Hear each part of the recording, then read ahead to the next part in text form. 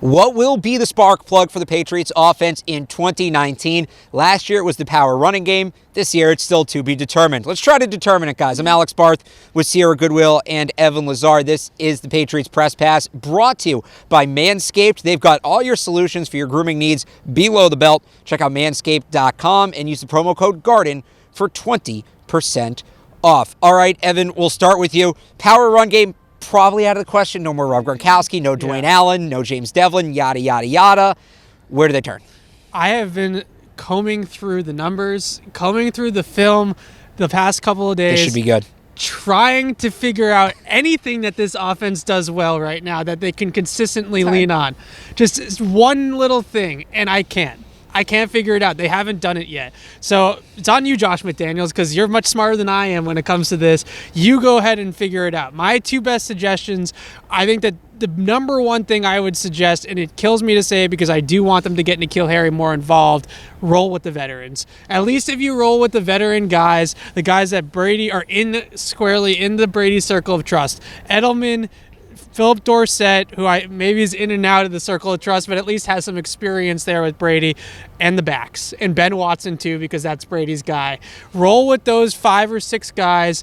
I think more 20 personnel or more 2 running back sets in general is an interesting strategy. Their numbers right now out of those 2 running back sets are god-awful. Brady's only completing 48% of his passes when he drops back to pass with 2 running backs on the field. That's terrible, right? But the problem is I think they don't do it enough quite yet to have kind of establish a feel of how that's going to work and a consistency of how that's going to work and designing plays out of that set. They've only ran it about 50 times this year, so it's really not something that they do a ton. So if they can do more of the 20 personnel over the next 3 weeks, similar to the power running game last year, they really leaned into it, right? And they grinded out yards for 2 straight weeks in week 16 and 17, and they figured out how they were going to be a power running team.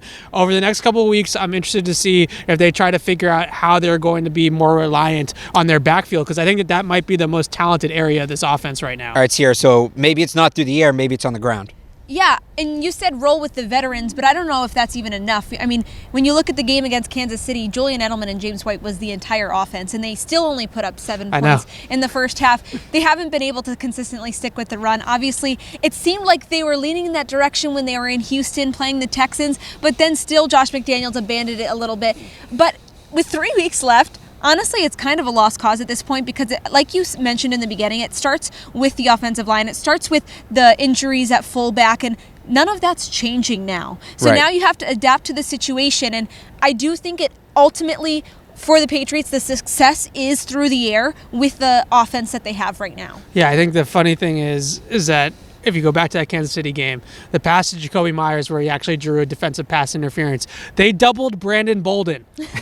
Their offense is Brandon Bolden's been good. Did they do it on purpose, though? Yeah, they did it on purpose. Okay. So Brandon Bolden's been good. This isn't an indictment on Brandon Bolden. It's an indictment of the entire offense. Yeah. So on third down, it's literally become for every single team that they've played in recent weeks, double Julian Edelman, double the back, no Edelman, no running back. That enforce the ball to Matt LaCosse and Ben Watson and Jacoby Myers and Philip Dorsett, and those guys just haven't stepped up. They motioned Bolden out of the backfield, hoping that they were going to get a matchup with a linebacker on him in coverage, and they doubled the guy. Right. That's where we're at with this offense right now. Now, obviously, that play ended up working out because of the penalty, but it really shows you everything you need to know. And I think the best matchup that they can get in the passing game right now, outside of Edelman, is White or Burkhead on a linebacker, or Bolden too. You can throw him into that as long as he's not doubled. Right, as long as he's not doubled.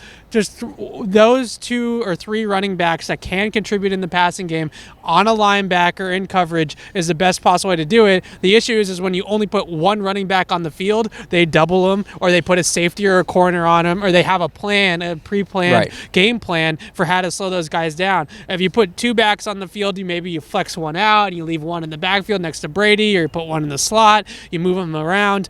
Those guys can maybe get some more matchups that are favorable for them. So here's the key to the Patriots offense for me. In terms of win percentage added, what down do they add most of their win percentage on? Well, I mean, third down is probably the biggest down that we talk about. But honestly, first and second down are really more important than third down. It's been fourth down a lot this year because of what they can do, punting the ball, pinning teams deep, and everybody wants to fix the offense. Punt the ball. Everybody, do. It's not that I want them to, but just to kind of bookend this conversation here, everybody wants them to fix the offense, and that's great, and they should want to do that. An Alex but Barth outside the box if we want to compare them to last year's Patriots and when they flipped the script, I think that, to me, the template should be that second Peyton Manning Denver Broncos team. That's what was 2016, right? 2016 Denver Broncos team that really couldn't move the ball a lick down the stretch, but they had such a good defense, it was able to win them football games. Getting the offense going would be good.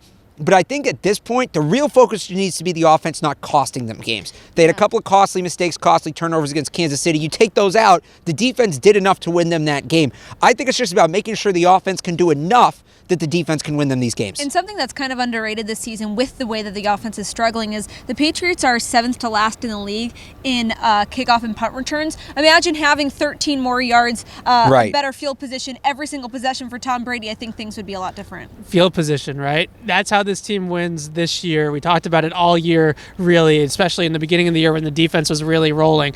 Play good field position, make teams drive the entire field on you, flip it with the defense, and then give the offense as many short fields as you can. That's the formula. The issue is... But you're making fun of me for I'm proposing that formula. I was making fun of you for the question because there was no way we were going to get the answer to that one correct. I knew you weren't. That's the point. Yeah, but I think that's been the formula, but I do think that you got to find a couple of things that you can do offensively. No, absolutely. Especially down here in the red zone, right? If you can't punch it in the red zone, they're only averaging 18 points a game right now, but they're about 45%, I think it's 49 for the season, but over the last 6 weeks, it's 18 points a game and down below 40 in the red zone.